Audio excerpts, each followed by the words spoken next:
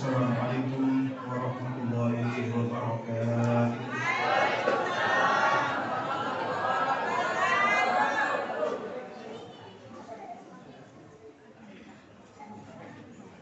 Bismillah. Alhamdulillahi wahdah, sadaqa wa'dah, wa nasara 'abdah, wa a'azza jundah, wa hazama al-ahzaba wahdah. La ilaha illallah wahdahu la syarika lah, syahadatan khalisatan tunjina min ahwali yawmil qiyamah. Wa asyhadu anna sayyidina Muhammadan abduhu wa rasuluhu wa hadihu la nabiyya ba'dah. Allahumma salli wa sallim ala man fihi uswatun hasanah, sayyidina wa habibina wa habibi qulubina Muhammad ibn Sayyid Abdullah wa ala alihi wa sahbihi wa man tabi'a sunnatahu wa ihtada bi hudahu ila yaumil qiyamah. Amma ba'du. Hadratal mukarramin wal mukarramin, para alim, para ulama, para kiai sesepuh yang semuanya saya muliakan, yang saya hormati, yang saya cintai, Ketua Wilayah Pekawangi Provinsi Bali, Saudara Mas Agus Wijaya, sahabat saya dari dulu mulai beliau makin tampan ini. Jangan-jangan punya dua ini ya.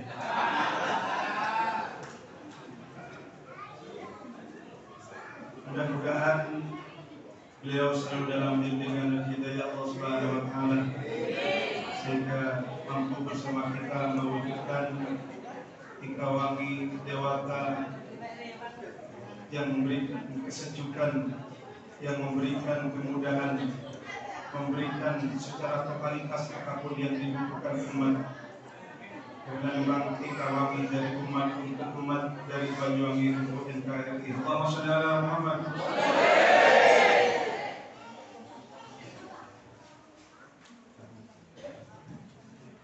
Yang saya hormati pula dan yang saya banggakan, Ketua Pekawangi Cabang Kabupaten Badung, Bapak Haji Nur Hadi. Mudah-mudahan beliau selalu dalam rahmat dan berkah Allah Subhanahu wa taala, serta tamu kita bersama Ketua Pekawangi Cabang Kota Denpasar, Bapak Wahyu, beliau saudara saya, sahabat saya juga turut hadir. Kemudian selalu dalam rahmat dan berkah Allah, amin.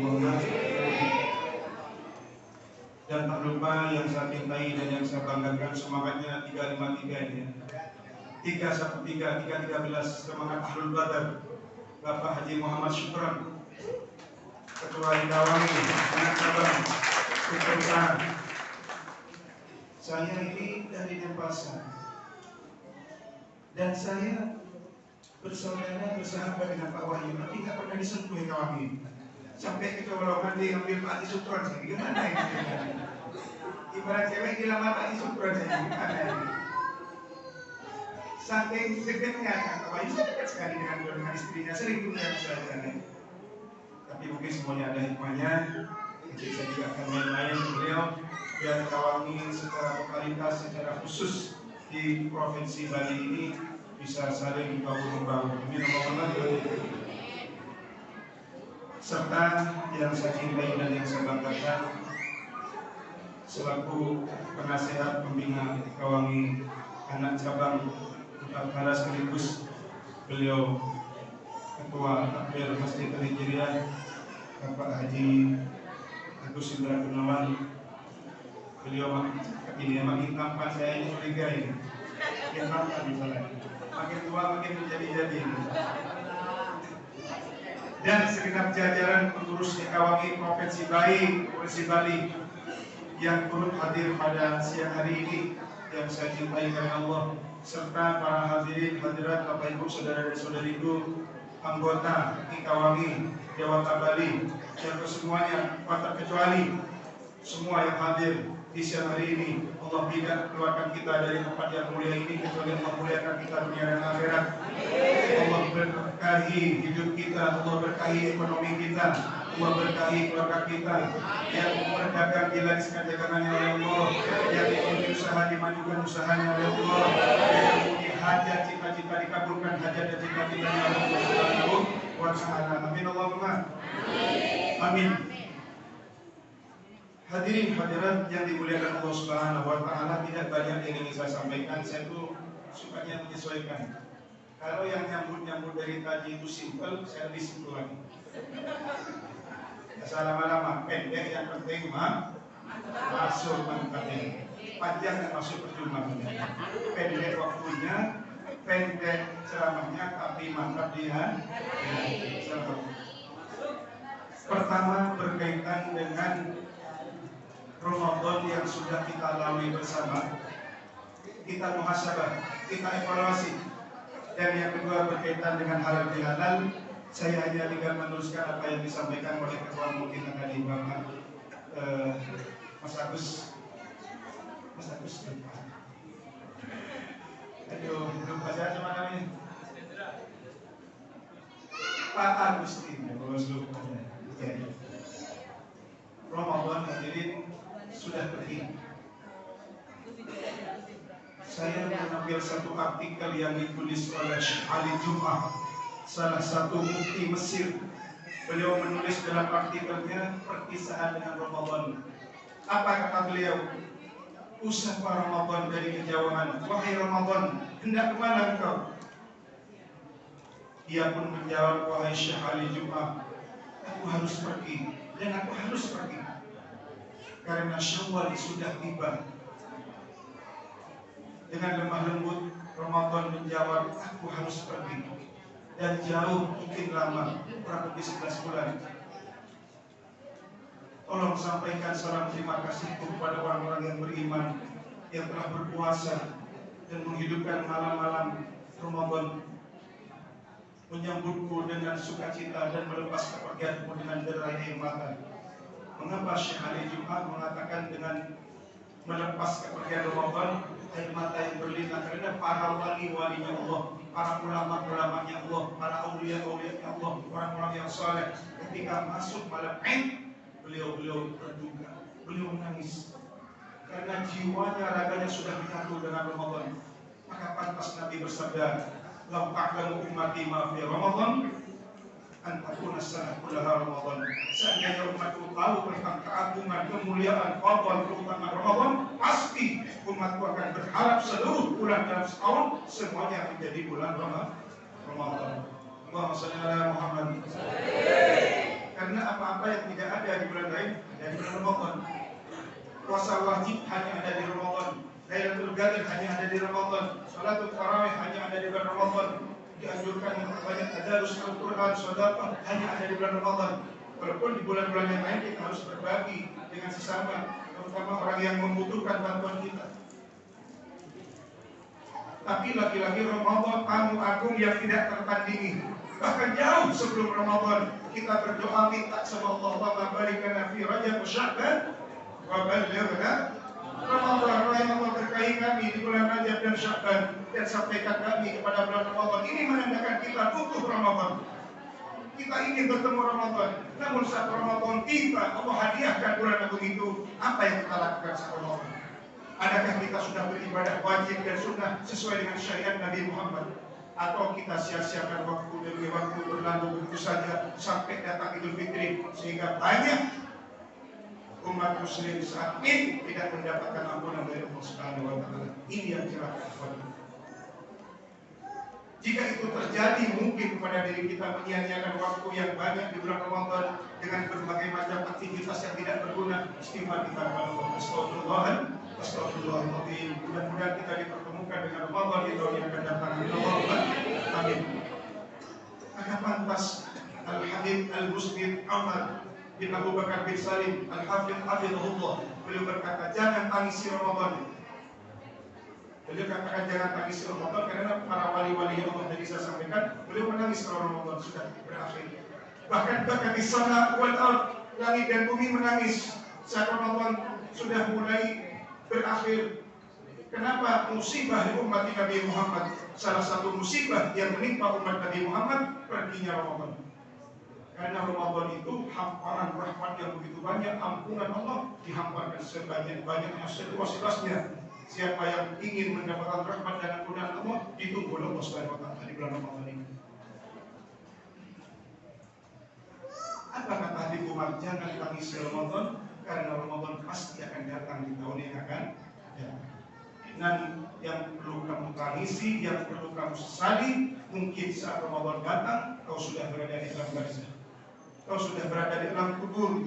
Tubuhmu sudah tertimbun di alam kubur. Dan kau tidak bisa bertemu lagi. Kau menyia-nyiakan Ramadan di tahun ini, sehingga tahun depan mungkin tidak ada jaminan hidup lagi. Makanya kita istighfar kepada Allah, memohon dengan sangat agar kita dipertemukan dengan Ramadan di tahun yang akan datang. Allahumma shalli ala Muhammad. Yang kedua, terakhir, halal bihalal. Halal bihalal itu kebalikan dari haram biharam. Karena haram itu bagian dari dosa. Untuk menghapus, mencoret keharaman itu perlu adanya halal bihalal. Dosa itu hukumnya haram dan hanya bisa halal apabila saling menghalalkan. Makanya dosa bapak-bapak yang dilakukan kepada ibu-ibu, tolong ibu-ibu halalkan. Dosa ibu-ibu yang dilakukan kepada bapak-bapak, tolong dihalalkan. Maka terjadilah halal bihalal. Dan halal bihalal itu bukan sehabis ain, bukan. Benar tadi disampaikan oleh Mas Agustinus Wijaya selaku ketua Gawami kita. Halal bihalal itu hanya ada di Indonesia, di negara lain tidak ada. Bahkan sebagian ada niru-niru. Tapi bagus. Adanya halal bihalal pasca Id, pasca Lebaran itu bagus, tradisi tapi bagus. Tapi halal bihalal yang sesungguhnya kata Nabi, kapan Anda bersalah di saat itu minta maaf. Kamu kok tidak minta maaf sama si fulan? Nanti Pak Ustaz nunggu habis Lebaran. Iya, kalau habis Lebaran masih hidup, kalau mati. Jadi Nabi berkata, man kana indahu mablamah bi akhi, barang siapa yang merasa pernah berbuat zalim kepada saudaranya, entah saudara kandung, saudara seiman seagama, saudara sebangsa setanah air, saudara seikawali, ya. Mungkin pernah min aibin atau min syai'in, mungkin pernah mencemarkan nama baik saudara, mungkin pernah mengambil hak harta milik saudara, mungkin pernah menumpahkan darah orang lain, mungkin pernah nyakitin zahir atau batinnya orang lain, mungkin pernah mencaci maki orang lain. Apapun itu bentuk kesalahan kita kepada orang lain, apa kata Nabi? Falyatahallalhu minhul yaum, maka mintalah kehalalannya, mintalah maaf di hari itu pula. Kocok kedua habis Ramadan. Dan kalau ada umur panjang habis Ramadan kita masih hidup, di Indonesia ada tradisi halal bihalal lagi yang sifatnya majemuk macam ini, yang sifatnya skala besar. Tapi halal bihalal yang sifatnya privasi, kapan kita bersalah di saat itu langsung minta maaf, jangan ditunda. Kenapa tidak boleh ditunda? Qabla an la yakuna dinar wala dirham. Sebelum Anda dihadapkan dengan hari di mana hari itu hari akhirat, tidak ada mata uang dinar dan dirham. Nabi sebut dua itu karena di zaman Nabi hanya ada dinar dan dirham. Seandainya ada rupiah, Nabi akan menyebut rupiah. Dikhawatirkan orang zalim sama orang lain, sering bikin susah orang lain, sering bikin sakit hati orang lain. Dia tidak minta maaf, belum sempat minta maaf, ditunda-tunda minta maafnya, terus meninggal. Berarti meninggal dalam keadaan zalim sama orang lain. Kalau sudah zalim dengan orang lain belum minta maaf, berarti dia punya hutang sama orang. Nanti akan dibalas, nanti akan dituntut di hadapan Allah Subhanahu wa taala. Wa in kana lahu amalun salih ukhidha bi qadri matlahati. Apabila orang yang zalim itu punya amal soleh, punya pahala banyak, maka pahalanya akan diambil oleh Allah, diberikan kepada orang yang dizalimi itu. Makanya orang yang zalim mungkin banyak sekarang yang ngenges enak ya, lepas dari jeratan hukum dunia, tapi wallahi tidak akan pernah lepas dari jeratan hukumnya Allah, ahkamul hakimin. Di dunia jutaan pengadilan, tapi susah mencari keadilan. Tapi di akhirat hanya satu, tapi semua akan diadili oleh Allah Subhanahu wa Ta'ala. Jadi orang yang zalim, walaupun dia banyak membawa pahalanya akan habis nanti. Diberikan kepada orang yang dizalimi. Ya Allah, saya disakiti hati saya, kasih diambil pahalanya dikasihkan ke orang yang disakiti. Ya Allah, dia pernah mencemarkan nama baik saya, diambil pahalanya dikasihkan yang namanya dicemarkan. Ya Allah, dia pernah menumpahkan darah saya menuntut, diambil pahalanya. Terus pahala habis, yang menuntut masih banyak. Ya Allah, yang menuntut masih banyak. Orang ini pahalanya habis. Apa kata Allah? Wa in kana illam yakul hasanat ukhidha min sayyiati sahibi. Apabila orang yang zalim tidak punya kebaikan, tidak punya pahala, maka dosa-dosa orang yang dizalimi, dosa orang yang disakiti, diambil semua, dipikulkan kepada orang yang zalim itu. Ya sudah masuk neraka orang zalim. Makanya Nabi mewanti-wanti, ittaqul dzulmah, jangan berbuat zalim, fa inna dzulmah dzulmatun yaumil qiyamah. Perbuatan aniaya itu akan mendatangkan kegelapan nanti di hari kiamat. Kalau kita dizalimi orang, maafkan. Yang penting kita tidak menzalimi orang. Nabi kalau dibenci tak sakit hati, dicaci maki, tak dendam diri, disakiti memaafi. Beda kita, disakiti lapor polisi. Sampai kapan akan mencapai derajat wal afina anil nas. Jadi betul kata Pak Ketua, orang yang memaafkan bukan memaafkan dan minta maaf, orang itu ciri khas orang yang bertakwa. Jadi kita ditarbiyah berpuasa sebulan penuh, la'allakum akan menjadi orang yang bertakwa. Dan ciri khas orang yang bertakwa diantaranya wal afin anin nas, gemar memaafkan kesalahan orang lain dan senang minta maaf. Makanya dapat momentum halal bihalal dikawangi di siang hari ini di Masjid Al-Hijrah ini. Mari kita buka pintu hati kita untuk saling memaafkan dosa di antara kita. Insyaallah Pak Budi. Jadi mungkin Bapak Ibu pernah punya salah sama saya. Tanpa panjenengan minta maaf jauh sebelumnya saya sudah memaafkan. Begitu pula hadirat yang dimuliakan Allah Subhanahu wa Ta'ala, pintu maaf itu hanya ada di hati. Menambahkan Pak Ketua tadi harus dirasa tangannya dia, tapi harus dimantapkan di dalam hati. Bukan dirasa kalau cowok dengan cewek ini kalau cantik biar dirasa lama sekali. Ini model orang Indonesia. Kalau dengan yang jelek, aduh, keren. Ini bukan minta maaf ini, ngerasain. Tapi bukan rasa katanya Pak Ketua tadi, maksudnya merasakan artinya betul-betul menjiwai, memohon maaf dengan setulus hati, dan yang memaafkan juga memaafkan dengan setulus hati. Bukan hanya di lisan, Pak saya minta maaf ya Bu, iya, tidak di hatinya tidak saya minta maaf, saya tidak akan memaafkan kamu. Saya sakit hati dulu sakit hati sakit. Kapan lisan sudah memaafkan harus sampai ke hati. Jangan hanya lisan dia dulu saya maafkan, hatinya ngomong sudah tidak sampai kapanpun saya tidak akan memaafkan.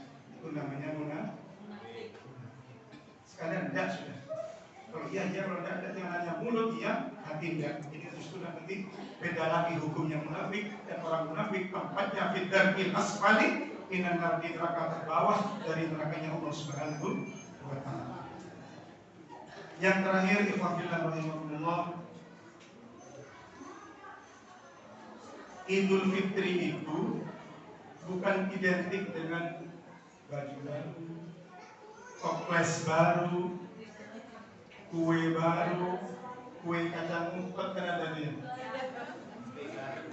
Apalagi kue ibu yang nanti bukan itu. Laisal id bimalbasin jadid walakin al-id bimanfa'atuhu tazid. Itu Idul Fitri itu akan hanya diraih bagi orang yang berpuasa yang saat setelah puasa keimanannya, ketaatannya semakin bukan baju baru, pakaian baru, kue baru, istri baru, bukan itu ya. Bukan yang serta baru, tapi ketika merasa ibadah makin tingkat, kalau di dalam Ramadan dia sholat witir, di luar Ramadan dia witir. Oke lah kalau tarawih hanya di Ramadan, tapi witir di luar Ramadan kan ada. Kalau di Ramadan dia puasa, di luar Ramadan memang tidak ada puasa, tapi Tapi setidaknya ada puasa Senin atau Kamis. Yang nyolong, yang nampak itu sholat witir. Sebulan penuh kita diajari witir, sesudah Ramadan sudahkah kita witir lagi? Nah, kalau itu belum terjadi, istighfar kita sama Allah. Mudah-mudahan ke depannya kita lebih baik lagi ibadah kepada Allah Subhanahu wa Ta'ala. Alhasil kesimpulan dari apa yang saya sampaikan sesuai dengan janji saya, karena dari awal tadi yang masih saya lakukan sedikit-sedikit, saya juga sedikit. Ramadan sudah betul-betul pergi, tapi Ramadan akan kembali lagi, dan kita tidak ada jaminan hidup di Ramadan itu yang akan datang. Tapi yakinlah Allah Maha Pemaaf, Allah Maha mengabulkan setiap doa. Kalau orang ada yang berdoa kepada Allah, kita yakinkan lewat doa nanti di akhir acara ini kita minta kepada Allah, kita betul-betul dipertemukan lagi dengan bulan yang agung itu, dan kita berjanji untuk semangat optimal maksimal beribadah hanya semata-mata mencari ridha Allah dan ampunan Allah Subhanahu wa Ta'ala. Yang kedua, halal bihalal tradisi yang sudah turun-temurun di Indonesia pasca Ramadan selalu diramaikan. Tapi ingat, halal bihalal yang sifatnya pribadi, kapan kita bersalah, di saat itu kita harus minta maaf. Jangan ditunda-tunda, karena kita tidak tahu kapan ajal akan menjemput kita. Ingat itu, kalau saya sudah minta maaf, iya kalau saya menjemput. Kalau saya nanti malam dijemput, berarti saya mati dalam keadaan bersalah sama orang itu. Ingat itu. Yang ketiga, ikhwafillah rahimakumullah, Idul Fitri walaupun sudah tiada, tapi nuansanya masih kita rasakan. Ayo betul-betul kita menjadi pribadi yang pemaaf, sebagaimana sifat yang dimiliki oleh Rasulullah SAW. Nabi itu urusan pribadinya, yakfu anid dambi idza kana fi hadi wa sababi. Urusan pribadinya, mau disakiti, mau dilempar kotoran unta, mau dilempar batu saat berdakwah, diludahi, beliau memaafkan.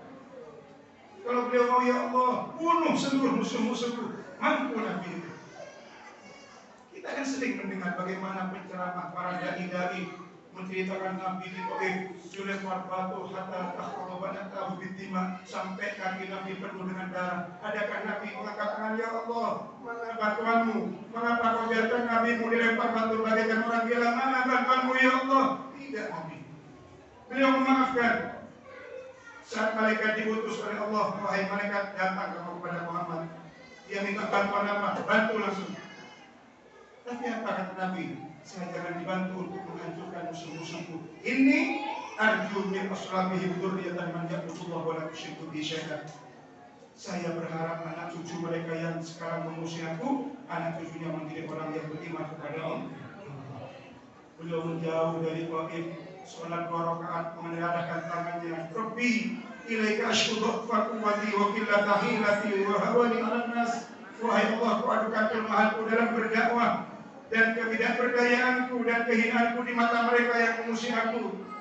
Ya Arhamar Rahimin, wahai yang Maha Pengasih, Anta Rabbul Mustad'afin, Kau adalah Tuhan orang yang teraniaya, wa Anta Rabbi, dan Kau Tuhanku, ya Allah. Ila man fakiluni, setelah dari Taif ini Kau akan kirim kemana lagi aku, wahai Allah? Ila aduwin yatajahamuni, kepada musuh-musuhku yang jauh dari tempat ini, dan mereka akan mencabik aku lagi, wahai Allah. Aminah karim malak tahu amri, atau kepada musuh-musuhku yang dekat dari Taif, dan mereka akan menggagalkan seluruh rencanaku. Illa yakun bika alayya ghadab wala ubali, mereka mau mengapa-ngapakan aku, mereka mau melempari aku batu, mereka akan mencabik-cabik aku tidak peduli asal Kau ridho kepadaku, wahai Allah. Inilah dakwah yang menunjukkan ikhwah. Disakiti umat dibalas dengan doa Allahumma hdi qaumi wa innahum la yahtadun. Umat yang menyakiti aku, ya Allah, beri petunjuk mereka, ya Allah. Tidak dilaknat oleh Nabi, karena Nabi diutus bukan untuk melaknat. Ma bu'itu la'ana wa la sababa inna ma bu'itu rahmatan lil alamin. Aku diutus bukan untuk sebagai tukang laknat, bukan sebagai tukang maki, bukan untuk mencaci maki, tapi aku diutus untuk menebarkan rahmat kepada alam semesta. Bukan hanya kepada orang yang beriman. Di Al-Quran tidak ada wa ma arsalnaka illa rahmatan lil mu'minin, itu tidak ada. Tidaklah aku mengutusmu kecuali memberikan rahmat untuk orang yang beriman, tidak ada. Tapi rahmatan lil alamin. Mau muslim, mau non muslim, mau tumbuhan, mau hewan, semuanya dapat rahmatnya Rasulullah SAW. Kalau Nabi tidak memberikan rahmat kepada non muslim waktu itu, dihabisi oleh Allah Subhanahu wa taala. Tapi Nabi diutus untuk memberikan kasih sayang. Makanya kita umat Nabi Muhammad, ayo kita teruskan estafet perjuangan Nabi Muhammad lewat organisasi mulia yaitu Kawangi ini, yang memang tadi dikatakan bukan untuk keagamaan tapi untuk sosial. Nabi bukan hanya agama saja, sosial semuanya Nabi lakukan. Ujung-ujungnya mencari ridho Allah Subhanahu wa taala, melayani umatnya, melayani siapa yang membutuhkan, agar semua umat terselamatkan dari siksa api neraka Allah Subhanahu wa taala. Dan marilah kita tutup acara mulia ini dengan berdoa kepada Allah, meyakinkan doa kita di siang hari ini di kediaman Allah yang mulia ini dikabulkan oleh Allah Subhanahu wa taala. Mungkin ada kesalahan dari awal hingga akhir dalam acara ini, semoga diampuni oleh Allah Subhanahu wa taala. Dan kesalahan saya juga, kesalahan penjelas semuanya, kemahapun kita minta ampun kepada Allah Subhanahu wa taala. Ada sudilah kiranya Allah mengampuni setiap khilaf, dosa dan salah di antara kita semuanya. Amin. Allahumma amin. Dan mari kita berdoa sesuai dengan keyakinan kita masing-masing. Bismillahirrahmanirrahim. Alhamdulillahirabbil alamin. Allahumma shalli ala sayyidina Muhammad al-Fatih lima ughliqa wal khatim lima sabaq nasiril haqqi bil haqq wal hadi ila siratikal mustaqim wa ala alihi haqqa qadrihi miqdaril azim. Rabbi faj'al mujtama'ana ghayatu husnul khitam wa qina ma qasana min dhayyakal isam wa qina al-arwah minna bil khairil anam wa bil mukhtar 'anna min sunatil musallam ij'alna ya Allah min al-'aidin wal faizin fid darain bi rahmatika ya arhamar rahimin. Rabbana fa'alna bima 'allamtana rabbi 'allimna diyanna rabbi faqihna wa fi'lana wa rabbana lana fi dinina ij'al jam'ana jam'atan marhuma ya Allah, ij'al jam'atan likawani dewata ya Allah, jam'atan mubarakah ya Allah, li ummati sayyidina Muhammad sallallahu alaihi wasallam bi rahmatika ya arhamar rahimin. Rabbana ighfir lana dhunubana wa li walidina wa li masyayikhina wa li mu'allimina wa jami'il muslimin wal muslimat wal mu'minina wal mu'minat ahya'i minhum al-amwat. Anugerahkan kepada kami keinginan untuk berbuat taubat, berbuat baik ya Allah, dan anugerahkan kepada kami kebencian dalam berbuat maksiat, dan saat kami bermaksiat jangan adab kami ya Allah. Beri kami kesempatan untuk memohon ampun kepadamu, dan kami memperbaiki keadaan kami semuanya ya Allah. Berkahi, berilah hidayah, sayangi seluruh pengurus dan jemaah Kawangi Dewata ya Allah. Berikan ketenangan dalam hidupnya ya Allah, berikan kesuksesan ya Allah, lapangkan rezekinya yang sakit sembuhkan ya Allah. Bi rahmatika ya arhamar rahimin. Rabbana zalamna anfusana wa illam taghfir lana wa tarhamna lanakunanna minal khasirin. Rabbana atina fid dunya hasanah wa fil akhirati hasanah wa qina adzabannar. Sallallahu ala sayyidina Muhammadin wa alihi wasallam. Walhamdulillahi rabbil alamin. Al-Fatihah.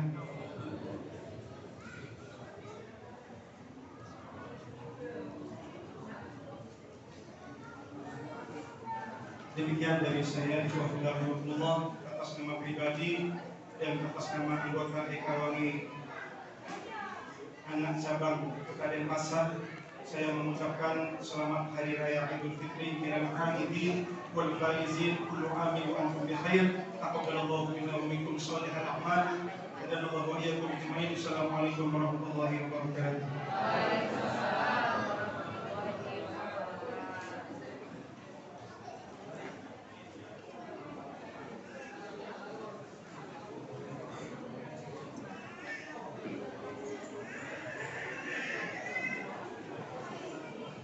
Alhamdulillahirabbil alamin. Betapa bermaknanya apa yang telah disampaikan oleh guru kita Dr. Andes Kiai Haji Muhammad Asbudi Hasan.